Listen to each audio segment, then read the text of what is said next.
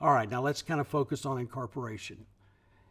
A city basically performs the very same functions that are being performed by the township, the county sheriff, and the commissioner of Precinct 3. The main difference is that all the power is consolidated in the elected city council.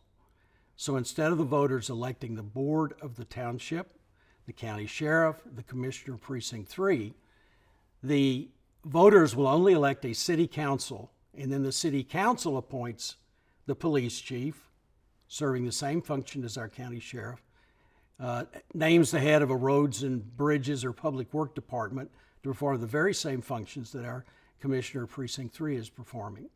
And it will continue, of course, to enforce the covenants and take care of parks and rec. So what would we gain if we were incorporated? And really, we wouldn't gain anything. A couple of concerns have been raised that allegedly motivate this desire to incorporate. One is fear of being annexed by Houston, but that's really all been taken care of. As you may remember, through the leadership of Senator Tommy Williams a few years ago, the Town Center Improvement District, which was the predecessor of the township, entered into agreements with the city of Houston and the city of Conroe. Basically, those two cities agreed not to even consider annexing the Woodlands until 2058. And at that time, state law allowed a city like Houston or Conroe to reach out to areas within the city's extraterritorial jurisdiction and simply to annex those areas without the consent of the people living in the areas to be annexed. So those moratorium agreements were extremely important in providing the Woodlands time to figure out what it really wanted to be. But since the moratorium agreements were entered into, state law has changed. Now, in order for the city of Houston to annex us after 2058, we actually have to have a vote in the Woodlands, the area to be annexed, and the voters have got to approve the annexation. The other thing that popped up not too long ago was the proposed extension of Woodlands Parkway. Right now, Woodlands Parkway heads west out of the Woodlands and dead ends at 2978. The county has what's called a major thoroughfare plan, and on that plan for many years has been an extension of Woodlands Parkway past 2978 into western Montgomery County. But the road's never been built. In 2015, Commissioner Riley in Precinct 2, which is to the west of the Woodlands, decided that his people in the west of Montgomery County needed a better way to get into Houston. So he proposed going ahead and paving that portion of Woodlands Parkway west of 2978 so that the people in the west part of Montgomery County could take this extension of Woodlands Parkway, hit 2978, turn south, head towards the Grand Parkway, and then proceed on 99 to get into Houston. And in order to build the road, the county needed financing. So there was a road bond election, and the residents of the Woodlands were not happy about the extension of 2978 and roundly defeated that bond election, so that road was not built. Commissioner Riley, seeing the political handwriting on the wall, decided that it didn't make sense to try to continue to expand Woodlands Parkway to the west.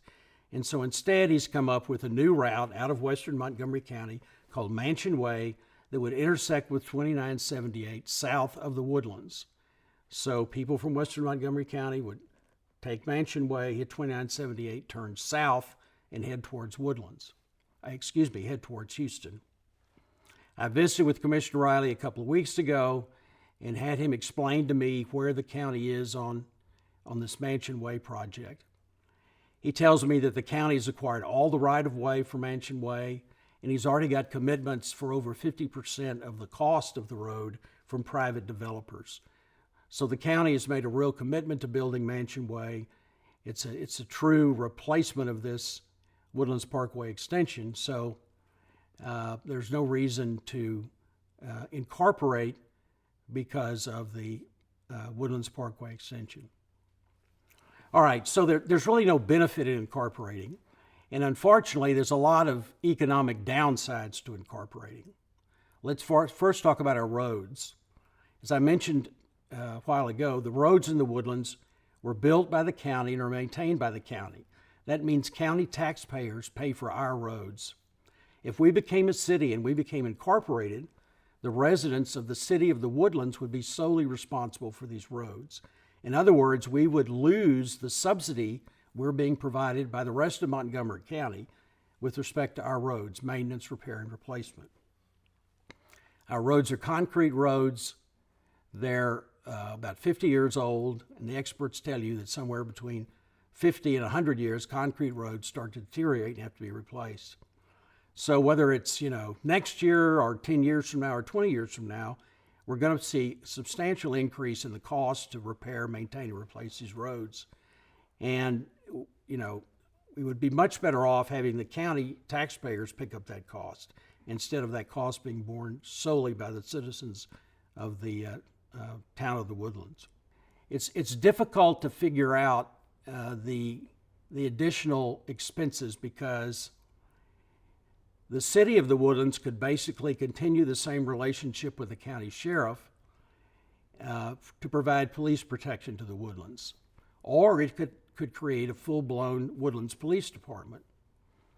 The beauty of our contracting with the county sheriff is that we don't bear all the administrative costs of the sheriff, which if we were a city would be the chief of police, and all the assistant chiefs. We don't have to have a big jail. We don't have to have all that upper level administrative infrastructure that would come if we were an incorporated city. There have been various estimates about what that would cost, and we can be assured that whatever the estimate is just that, and every governmental project ends up costing a lot more than estimated. So that would be another increase in costs that the taxpayers of the city of Woodlands would have to incur. And there's several other adverse consequences of being a city. But the bottom line is, it's a cost-benefit analysis. How much are we going to pay, and what kind of benefit do we get? Well, there's literally no benefit, so any increase in cost is a detriment and indicates we shouldn't do it. It's just not worth going through the trouble of incorporating at this time. Now, maybe sometime in the future it would be appropriate. I'm not against incorporation entirely, but incorporation is a tool to fix a problem, and we simply don't have a problem before us that requires incorporation to fix.